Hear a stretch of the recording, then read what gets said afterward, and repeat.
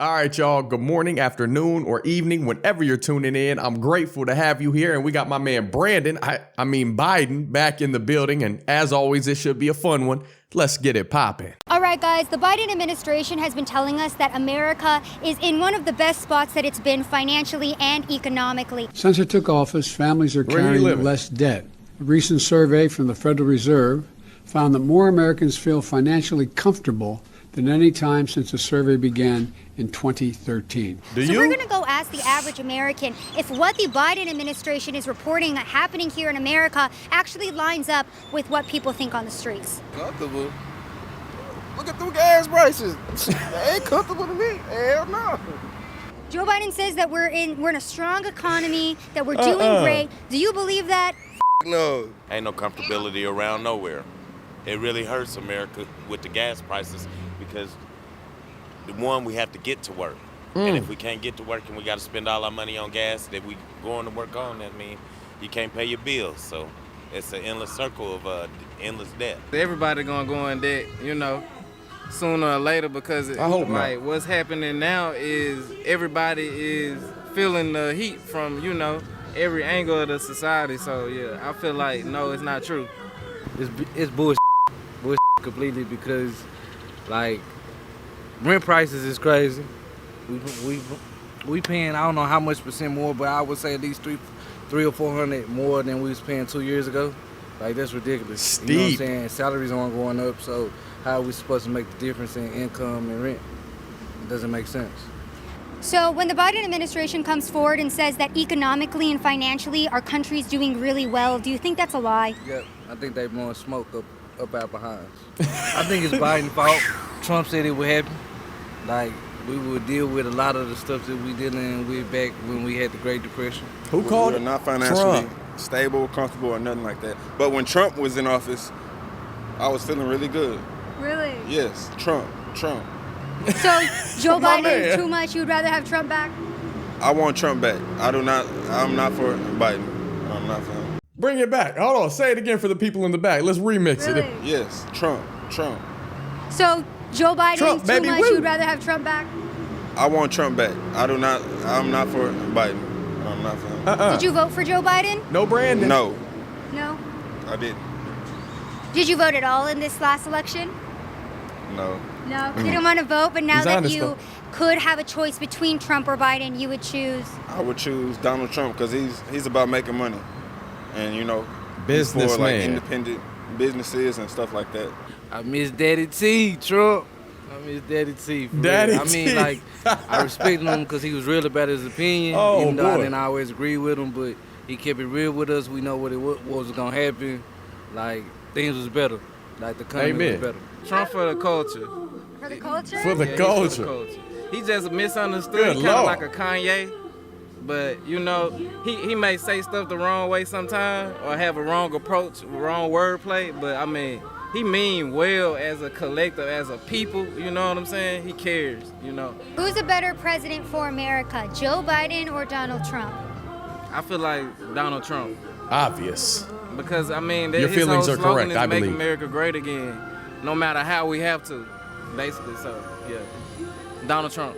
All right, y'all. So every single time I come out and I do these videos, it's not my Shout out to intention to make Sav. it a Trump versus Biden thing, but all of the responses always call for Trump to be back in office and for Biden to get out because people cannot handle the economic and financial hardships of this administration.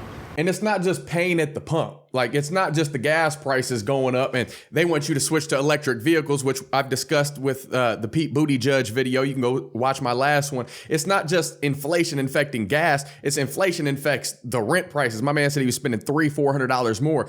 Insurance costs, food costs, baby formula. We saw what happened with that. Clothing, just all different sorts of things that aid in everyday life. Everything goes up. And if salaries aren't going up, if hourly wages aren't going up, how are people supposed to survive? How are people supposed to cope? cope with that. But old Brandon doesn't think about that. And Trump, man, he was a businessman and he handled business, man. For real, he got it done. And people hated Trump because he spoke the truth. And the great Plato said, no one is more hated than he who speaks the truth. When Trump said something, you know that's how he really felt about it, and he didn't try to hide his feelings. So the problem is nowadays people can't handle the truth. We see the same party on the left side, the Democrats, the same party that promotes killing babies and transgender ideologies, black oppression still existing in 2022, electric vehicles, over gas vehicles, etc. We can go on all day long. For anybody that still has common sense and a few brain cells left, it's no surprise what's going on with Biden, and it's no surprise that people don't want Trump back in office. At this point, I would love some mean tweets and $1.80 gas again, $2 gas, whatever it got down to. Is a whole lot better than $4, $5, $6, $7, $8 a gallon. If you live on the West Coast in California,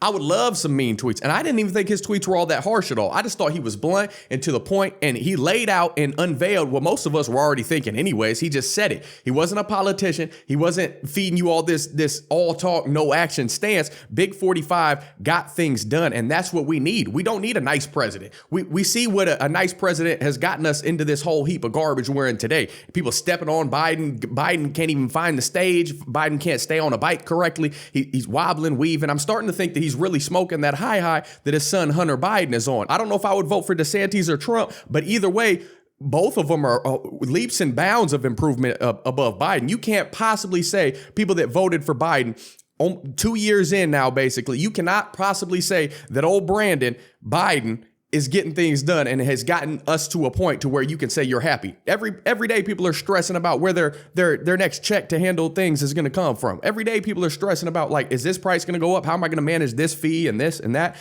It's nuts out here in the streets, and clearly people want Trump back. They acknowledge that, hey, either we didn't vote or we voted the wrong way.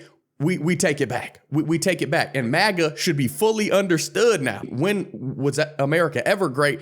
Anytime before the Biden administration, in my opinion. And every time that they attacked him, whether it was an impeachment, slandering his name, and so on, he fought back. He didn't fold. He didn't cave under pressure. He always fought back, and he wasn't a pushover. And I love videos like this right here because these are real everyday people. These are people that are out there grinding, whether they're going for a big paycheck, a little paycheck. They're just trying to get by day in and day out. And they're not these false, fake, paid off figureheads that we see on TV pushing this rhetoric and this propaganda to push a certain narrative, people to each side. These are people that just want to get a happy life. They just want to get through each day, go home, love on their loved ones, and keep it pushing. That's it. And that's what I love about these things right here. We see what Biden has done. He's had his trial run. It hasn't worked out. It's time to rotate and move on to the next one. And we need to go back to either Big 45, or we need to get, for our 47th president, we need like a Ron DeSantis, a Florida man, somebody who sees what's going on in reality, sees what people need and what people want, and not this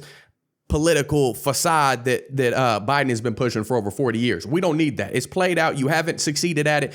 You're not really out for black people. The Democrats have been against black people since the beginning of time. I don't know why people can't see that, but comment your thoughts below. Let's keep this conversation rolling. And remember, we can have differing opinions and still respect one another. We can have proper discourse. Freedom of speech is a beautiful thing. So before you keyboard thug it, remember, each of us believes red. Each of us are human beings. No matter what background you come from, what creed you are, none of that stuff is relevant at the end of the day. We all come from Adam and Eve. God created all of us in his image. Man and women, he created us all in his image. So we can respect each other, we can progress, and we can unveil the truth in society and start having discussions. That's what I think it takes. As a matter of fact, that's what I know it takes to progress in society.